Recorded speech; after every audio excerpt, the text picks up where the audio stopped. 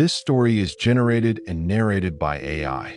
If you notice any glitches in the voice, feel free to leave a comment. Your feedback helps improve future videos. Have you ever heard something you couldn't explain coming from beneath your house? I never should have taken the job. 3 months ago, I answered a listing pinned to the corkboard at the train station, handwritten, almost faded from the rain. Caretaker needed, Rook Hollow Estate. Room and board included. Must be able to stay overnight. The paper was damp when I pulled it down. The ink smudged my fingers. I didn't even know where Rook Hollow was. It wasn't on the main map. But I was broke, running from a messy life I no longer wanted to carry. A week later, I found myself on the last train north.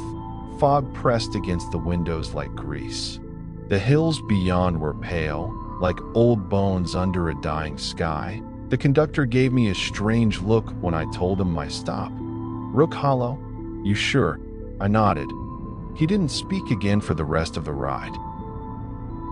The estate was a house without time.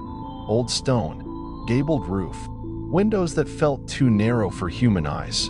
The land behind it dropped into dense woods almost immediately. Dark pine, black soil, and a silence that felt thick, like something held its breath as I arrived. My only company was Mr. Pendle, the man who'd posted the job.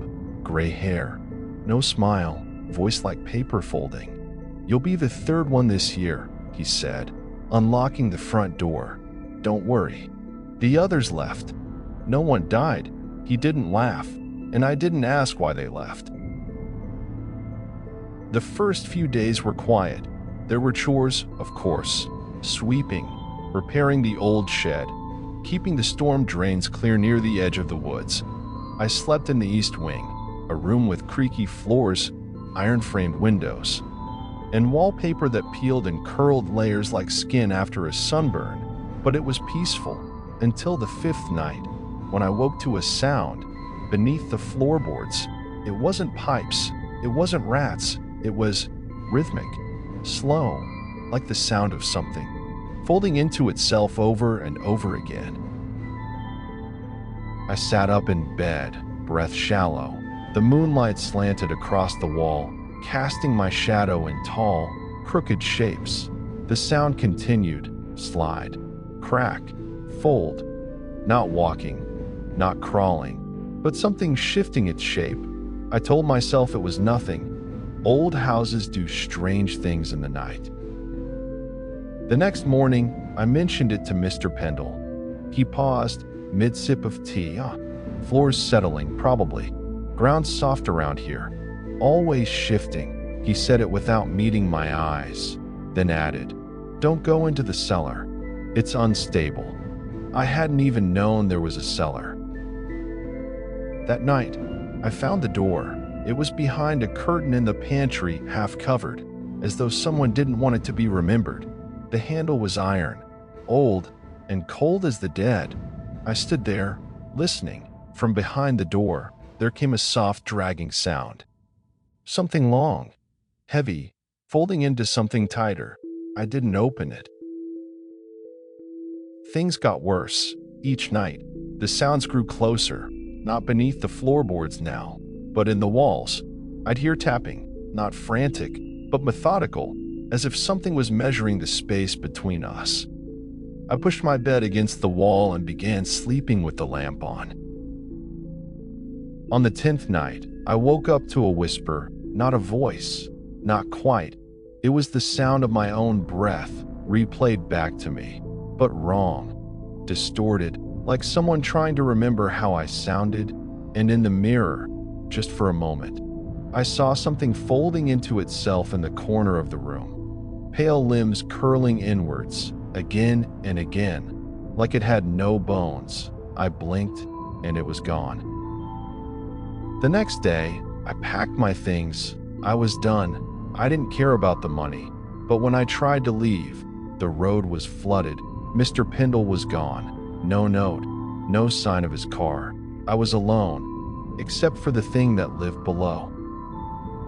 I didn't sleep that night. The lights flickered just after sunset. The air smelled like old pennies and mildew. And then came the sound: slide, fold, crack, slide, fold, crack, from the cellar, and something new. A low, wet clicking, like the sound of many limbs twitching in sync. When I opened the pantry door, the curtain was gone. The cellar door stood open. Inside, the spiral stairs led into darkness. A faint yellow glow pulsed below, not steady, but in spirals, flickering in patterns that made my eyes hurt. I don't remember choosing to go down, only that I couldn't stop my feet. The smell hit me halfway down. Damp soil, blood metal, something sick, sweet, and rotting. The cellar was bigger than it should have been, and at the far end, in the flickering yellow light, was the coil. Its body unfolded in impossible ways. Too many limbs, curled inward like a human's final death pose, skin cracked and leaking black filaments, like roots in decay. No head, just a gaping spiral cavity that glowed faintly, and when I stepped too close, its many mouths opened across its limbs, and I heard my own voice, not speaking, but breathing. I ran. I don't remember how long, or which turns I took getting out of the cellar, just that when I came to, I was lying on the kitchen floor, face down, hands shaking. I couldn't speak for an hour, not out of fear, but because it felt like my throat didn't belong to me anymore. After that, the house changed. The windows stopped showing the forest. Instead, they showed shapes, long, pale silhouettes weaving behind fogged glass.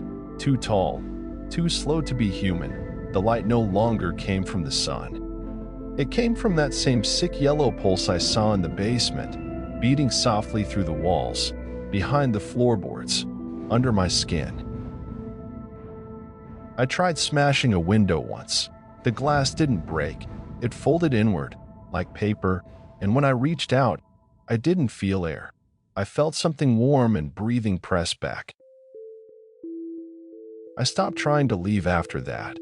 I'd wake up in strange places, curled under the stairs or in the pantry, with my ear pressed to the floorboards like I was listening for something. One morning, I found my pillow on the kitchen table. It was torn open, and inside were clumps of my own hair, braided together, carefully, obsessively. Then came the dreams, if they were dreams. Each night, I stood in that cellar again, staring at the coil. Only it wasn't just in front of me. It was inside the walls, inside my jaw, behind my eyes, and it whispered, not in words, but in memories I hadn't lived. I saw children running through a flooded forest. Their faces were blurry, like paint smeared underwater. One of them slipped, and something beneath the soil wrapped around their ankle. They were pulled down, but the others didn't help. They stood still, whispering the same phrase. The spiral learns. The spiral remembers. I'd wake up choking on my own breath, my mouth filled with a taste I didn't recognize, like salt, blood, and dust. And the next morning, the pantry door would be open again. Always, even when I nailed it shut. I began hearing music at night, not from any instrument, but vibrations in the walls pulsing in rhythms, arrhythmic, hypnotic, the same patterns of sound I heard when the coil breathed. They didn't frighten me at first, but I noticed I was starting to hum along, not consciously. My lips would move on their own. That's when the mimicry began. I'd hear my own voice around the house, sometimes asking questions I hadn't asked, sometimes laughing, but never with any real emotion, just the sound of emotion, practiced, played back. Like something was trying to understand how I worked, one sense at a time. I found a tape recorder in one of the drawers, old, dusty, but functional. Out of desperation, I began speaking into it, trying to document the changes, to remind myself I was still human. But when I played it back, it didn't contain my voice. It contained the sound of the house breathing. Sometimes I'd hear footsteps behind me, but they weren't footsteps. Not really. They were too wet, too flexible, like something crawling with its skin inside out. And when I turned, nothing would be there. Until I looked into a mirror and saw something standing beside me, not reflected directly, but only visible in the way the shadows bent unnaturally around where it stood. Its face was a spiral of skin, its body a cascade of joints that moved without resistance, and its mouth was still trying to form my name. I stopped using my name after that. I stopped thinking in words, because every time I tried to say something familiar, the house would echo it back with something slightly different, wrong, but almost right, like it was correcting me. Then one night, I found the other caretaker. He was curled under the attic beams, hands covering his ears, eyes sewn shut with threads of his own clothes.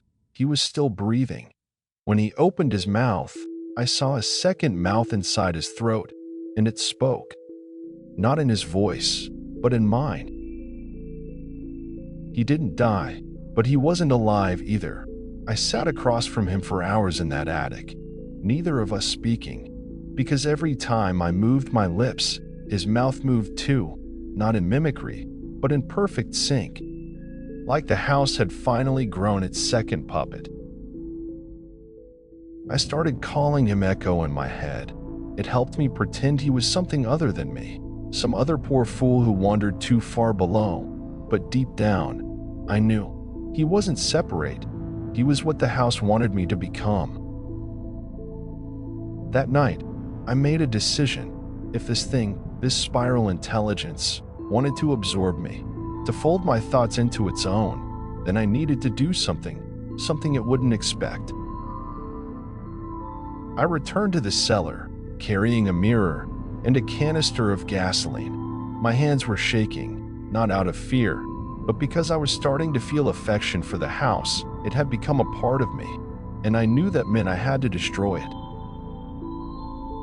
The door creaked open on its own. The coil was there again, only now it had grown. It no longer rested on the floor. It had climbed halfway up the far wall, still pulsing, still twitching.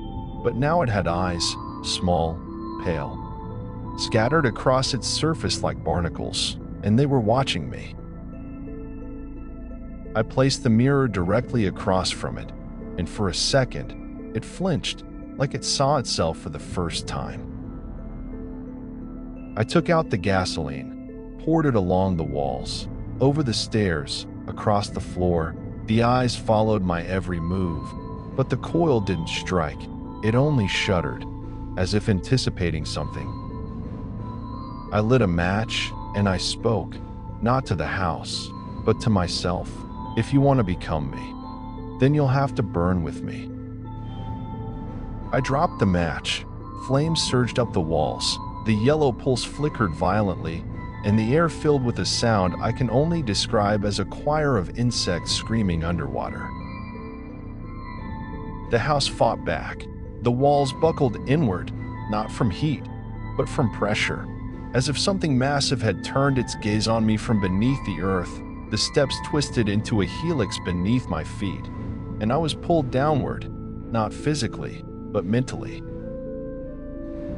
I was inside its memory. I saw forests older than time, covered in fog so thick it had texture. Beneath those trees, 1,000 creatures slithered without names, and above them, a great spiral of white, wet roots spun slowly through the sky, observing, remembering, learning. I saw villages built and abandoned, generations raised like crops, harvested when they became too curious. Every so often, a house would be left behind, a vessel for its attention, a mouth through which it could speak. Rook Hollow was just the latest. The memory pulled back, snapping me into the present. I was no longer in the cellar. I was outside the house, barefoot, covered in ash. Behind me, the building stood untouched. Not a single scorch mark, not even a broken window. The match had burned out, but I was the only thing that caught fire. I left the woods that night, or I thought I did, but every town I've wandered since then, there's always a house waiting at the end of the road. Same shape, same porch, same door with peeling paint, and if I ever open it, I know what I'll see inside. Echo, waiting by the cellar stairs, smiling with my teeth. I tried to run, but the world had softened beneath me, like walking on wet parchment. The road curved where it shouldn't, the trees bent inward, not from wind, but as if bowing towards some center I couldn't see. No matter how far I walked, no matter which town I entered, there it was again, the house, always at the edge of things, like a tumor just beneath the skin of reality. I stopped entering towns altogether, stayed to the forests, the hills, kept my head down and my ears closed. But even there, the sound followed me, not the whisper, but the clicking, like 1,000 tiny joints flexing in unison. Then came the dreams. I'd wake in a motel room or a ditch or a stranger's shed, always with dirt under my nails, always with a taste in my mouth I couldn't identify, and every time, my reflection was a little more distant, like it wasn't reacting anymore, like it was only watching. I stayed awake for as long as I could, but on the 7th day, I slipped, and when I came to, I was standing at the doorstep of that house again. This time, I didn't try to burn it. This time, I walked in. The furniture was the same, the wallpaper, the dust, the yellow light bleeding from the cellar door, but something had changed. The air was wet, not humid. Wet, like stepping inside something that still breathed. There was no echo this time, only silence, but I could feel it beneath the floorboards, not waiting, not hunting, just listening. I moved through the room slowly, each one smaller than I remembered, each doorway lower. It was like the house had been folded inward, condensed into a throat. The cellar door opened before I touched it, and what I saw down there wasn't just the coil, it was me, or something built from all the versions of me that had been here before. Layered and pulsing, flesh sloughing from its sides like wet paper, teeth emerging from places where no mouth should be, a tower of memory and instinct and mimicry. I didn't scream, because I knew it wasn't just showing me what I was, it was inviting me to join the spiral, to become part of the knowing, to remember forever. And for a moment, I wanted it. To stop running, to stop thinking, to dissolve, but then I heard something else, a voice I hadn't heard since the first night in that house. It wasn't mine, and it wasn't the echo. It was her, the woman on the tape.